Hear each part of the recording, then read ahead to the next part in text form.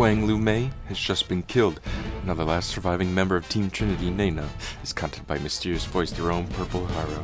Punishment comes to those who act without permission. The one to deal out your punishment has appeared. A brief smile appears on Nena's face before realizing her opponent would not be her brother's killer. Louise Halavie appears in her regnant mobile armor, destroying all that Throne Dry's limbs. It was barely called a fight, but before Louise can finish off Nena, Setsuna successfully breaks away from his fight with Mr. Bushido and grabs what remains of Nena's throne. Setsuna tells Nena the location of the Ptolemy, and they'll regroup there. He was able to throw her in the right direction before Mr. Bushido reinstated a duel. Luckily, Andrei Smirnov was able to recover and exhausted Louise before she did something extreme.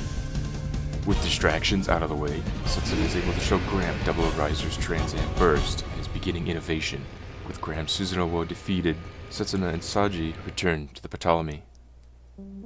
Setsuna and Saji arrive to an upset Ptolemy crew. No one was excited to see Nena Trinity again. Kieria asks Setsuna what he expects them to do with Nena. Perhaps a younger Setsuna, seeing her as a problem of the world's order, would have left her for dead. But this is a war where they needed all the help they could get, and preventing any more unnecessary bloodshed was for the better. While the crew weighed their options, Nena took a moment to glance around the faces she's only seen once before.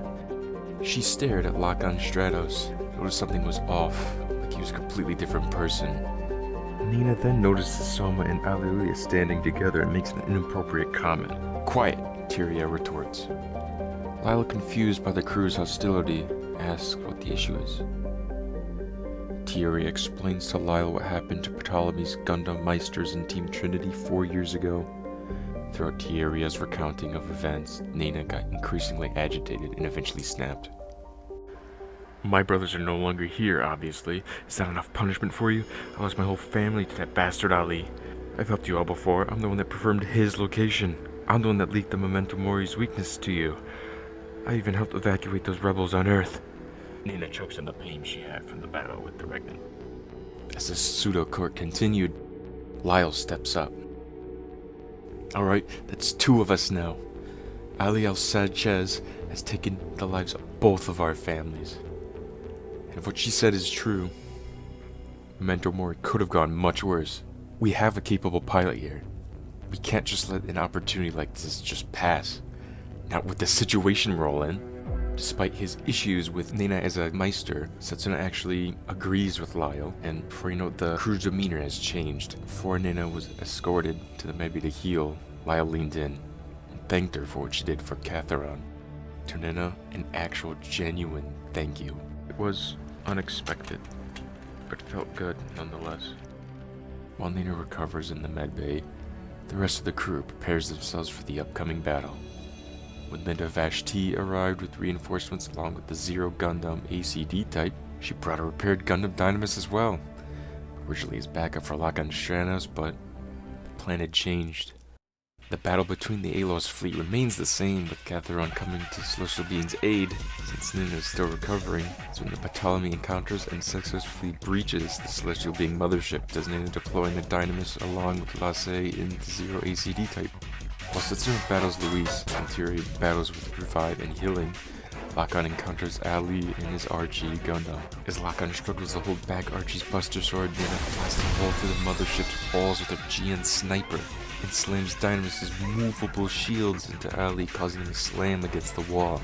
Yet Ali is able to hold both Lakan and Nena back, until Setsuna activates his Double Riser's Transam Burst, causing everyone's consciousness to expand. Both Nena and Lakan were able to take down Ali before Tyria even activates Seraphim's trial system, disabling all Veda-linked mobile suits. Upon Ribbon's Armark's arrival to the battlefield, Nena's Dynamis ran out of power due to only having a GN condenser, so the final duels between the Innovators and Celestial Being remain unchanged. After the war against the Alos and the final battle between Celestial Being and the Innovators, Nena is more or less put on house arrest by Celestial Being. Nena must be accompanied by a Celestial Being operative when outside of their facilities. Basically, she's imprisoned and serving her time for her crimes, but she's more useful to the organization than just leaving her in a cell to rot. Assuming she behaved in the short years before the arrival of the Else, she would definitely serve on the front line helping defend Earth. Her Her skill set in combat isn't particularly useful against the elves, but with a new Gundam, perhaps some heavily modified Ceravi of some sort, large GN particle holding, GN stealth field capable Gundam, mobile suit, who knows. She serves alongside the Gundam Meisters, but eventually falls to the elves. But she is saved when Setsuna reaches the elves' core and Nana becomes an innovator hybrid. After a very short war with the elves, the rise of the old human faction occurs, aka for the preservation of our blue Appeal world. It's basically just blue cosmos, but instead of coordinators and naturals, it's just natural humans versus innovator hybrids and innovators. Probably also including innovates. Alongside new Gundam Meisters Graham Aker and Letitia Erde, Nana Trinity protects the world from this new human faction and survives whatever the universe may bring for the decades to come. The plotline I just outlined is part of the Festival 10 revision live performance, which could be an interesting third season of Gundam 00, but I sadly doubt that would happen. And that's my take on what would happen if Nana Trinity survived the events of 00's Season 2. I try to not go too crazy with it.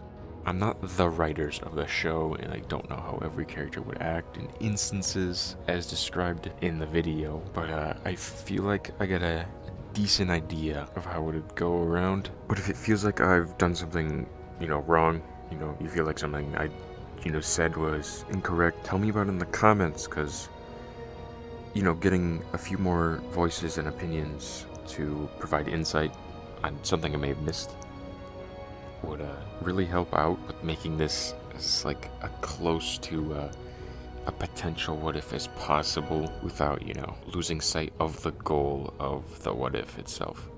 If you got this far, I just want to thank you. This is a first for me. I don't really write fan fiction. The most I really write is just like generic world building stuff, just for fun though, so nothing too serious. I'm gonna make more Gundam videos, potentially, depending on how this pans out, cause it's a motivator, it really is. So, thanks for watching, genuinely. I hope to see you again soon.